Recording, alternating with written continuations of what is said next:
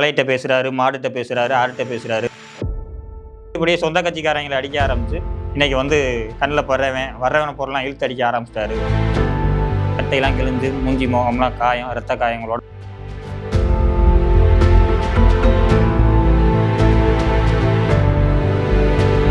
தமிழக அரசியல் களத்தில் பல்வேறு அரசியல் தலைவர்களுக்கு மத்தியில் எப்போயுமே வித்தியாசமாக செயல்படக்கூடிய ஒருத்தர் இருக்கார். அவர் யாரும் சொல்ல தேவையில்லை. நாம் தமிழர் கட்சியின் தலைமை ஒருங்கிணைப்பாளர் செந்தமிழன் சீமான் அவர்கள் நேற்று விருத்தாச்சலத்தில் தமிழ்நாடு அரசு பணியாளர் சங்கம் சார்பாக ஒரு 20 அம்ச கோரிக்கைகளை அரசுக்கு முன் வச்சு ஒரு மாநில மாநாடு நடத்தியிருக்காங்க.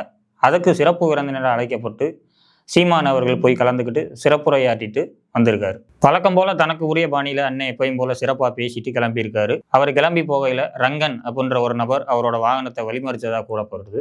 மேலும் அவர் கடலூர் கிழக்கு மாவட்ட திமுக வர்த்தக அணி நிர்வாகின்றதும் சொல்லப்படுது. அவர் வந்து சீமானுடைய காரை வழிமறித்ததாகவும் தகாத வார்த்தைகளில் சீமான் அவர்களை திட்டினதாகவும் சொல்லி கட்சி நிர்வாகிகள் போட்டு தாறுமாற அடிச்சிருக்காங்க.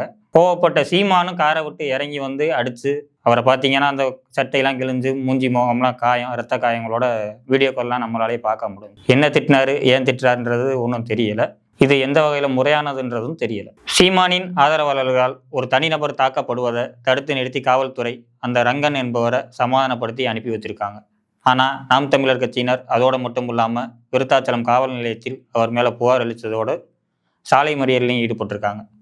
இது தொடர்பாக பாதிக்கப்பட்ட அந்த ரங்கன் அப்படின்றவரை கேட்கும்போது சீமான் வந்து மேடையில் வந்து பேசி இருக்கும்போது திமுக ஆட்சி சரியில்லை, மக்களுக்கான எதுவும் நல்லது செய்யலை அப்படி இப்படின்னு அவர் வந்து ஆட்சியை குறை சொல்லி பேசினார். அவர் போகையில் நான் என்னென்ன அப்படி நல்லது செய்யலை, எதனால் பேசுகிறீங்க அப்படின்னு தான் நான் கேட்டேன்.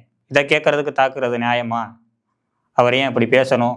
அவர் பேசுனது கேள்வி கேட்கறதுக்கு இப்படி தாக்குதல் நடத்துறது எந்த வகையில் நியாயம் அப்படின்னு குமுறி இருக்காரு. கொஞ்ச நாளைக்கு முன்னாடி செஞ்சிக்கோட்டையை மீட்கிறேன் அப்படின்னு கோனேரி மீட்பு பொதுக்கூட்டம் அப்படின்னு ஒரு பொதுக்கூட்டம் போட்டிருந்தாரு. அதில் இதே மாதிரி தான் ஒரு நபர் கூட்டத்திலிருந்து சீமான் அவர்களை தகாத வார்த்தைகளா திட்டினாரா, என்ன பேசினார் எதுவும் கேட்காது.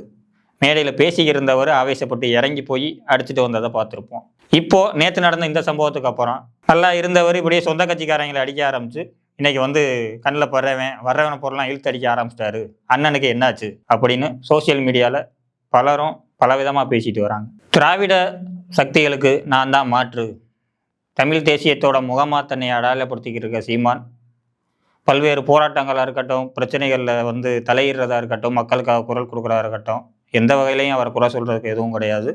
மலையிட்ட பேசுகிறாரு, மாடுகிட்ட பேசுகிறாரு, ஆடுகிட்ட பேசுகிறாரு, கடலில் போய் தண்ணிகிட்ட பேசுகிறாரு இப்படின்னு விமர்சனங்கள் முன்னோக்கி வந்தாலும் அதுலேயும் அவர் சொல்கிற விஷயங்கள், கருத்துக்கள் யோசிக்கக்கூடியதாக தான் இருக்கும். ஆனாலும் இது வந்து கொள்ளை கும்பல் அப்படின்னு திராவிட கட்சிகளையும் நடிகர்கள் கட்சிக்கு வந்தால் கூத்தாடி பின்னாடி போகக்கூடாது, இது கொள்கை கொண்ட கூட்டம் இப்படின்னு சொல்லிக்கிட்டு தேசிய தலைவரை நான் தலைவராக எடுத்தவன், அவரோட பிள்ளை அப்படின்னு சொல்லியிருக்க சீமான் உதயநிதிக்கோ விஜய்க்கோ அரசியல் பாடம் எடுக்கிறவர், ஒரு இளைஞர் கூட்டத்தை தனக்கு பின்னாடி கொண்டு இருக்க ஒரு நல்ல தலைவனுக்கு அழகா அப்படின்றது தமிழக மக்கள் தான் பதில் சொல்லணும்.